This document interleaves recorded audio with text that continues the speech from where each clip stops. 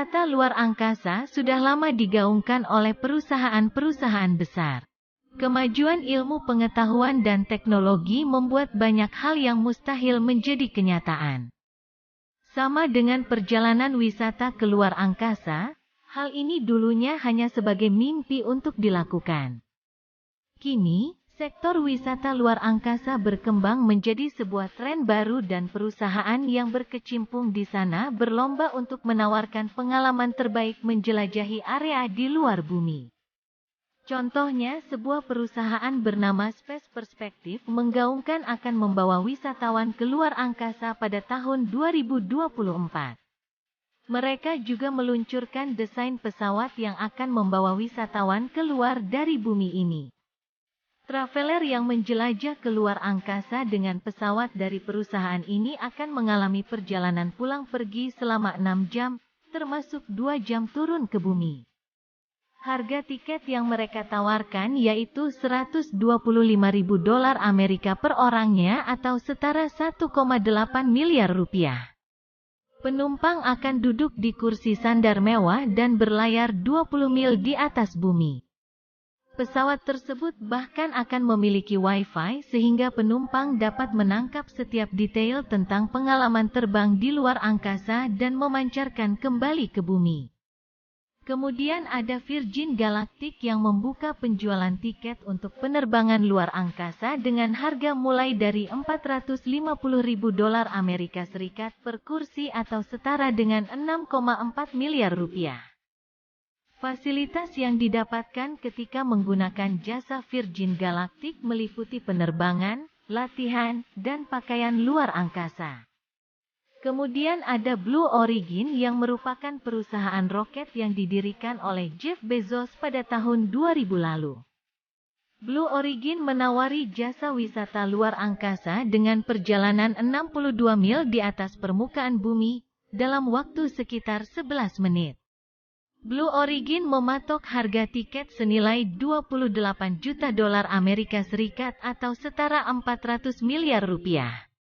Tentunya nilai ini lebih mahal dibandingkan Virgin Galactic.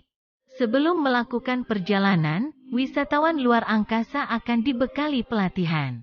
Beberapa pelatihan mencakup prosedur pembelajaran untuk masuk dan keluar dari kapsul, simulasi misi, dan mempelajari teknik untuk bergerak di nol gravitasi.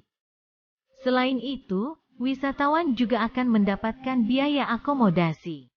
Selanjutnya ada Axiom Space yang menawarkan ke ISS, International Space Station, dengan misi SpaceX.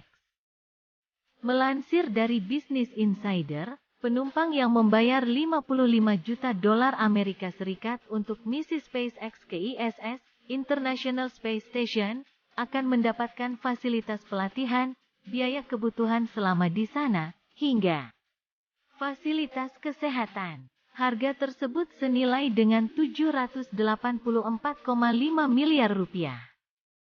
Setiap orang juga akan dikenakan biaya sebesar $1.500 Amerika Serikat atau 21,4 juta rupiah per hari untuk hal-hal seperti pakaian, produk kebersihan, perlengkapan kantor, dan sleeping bag. Dan pada akhirnya Virgin Galactic, perusahaan yang didirikan oleh pebisnis Inggris Richard Branson, menjadi yang pertama kali membawa wisatawan ke tepi ruang angkasa. Turis pertama itu adalah John Goodwin dari Newcastle, yang berkompetisi dalam kano di Olimpiade 1972 di Munich.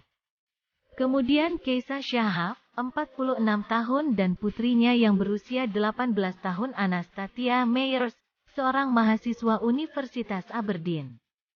Pesawat antariksa Virgin Galactic, VSS Unity membawa penumpang sekitar 55 mil, 88 km, di atas bumi, sampai mereka mengalami gravitasi nol selama penerbangan yang berlangsung lebih dari 1 jam. Berbicara kemudian tentang perjalanan itu, Goodwin mengatakan itu adalah pengalaman yang benar-benar nyata dan hari paling menyenangkan dalam hidupnya.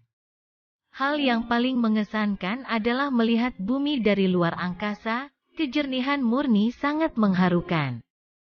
Itu jauh lebih dramatis daripada yang saya bayangkan, Akselerasinya benar-benar nyata, katanya, seperti dilansir Sky News.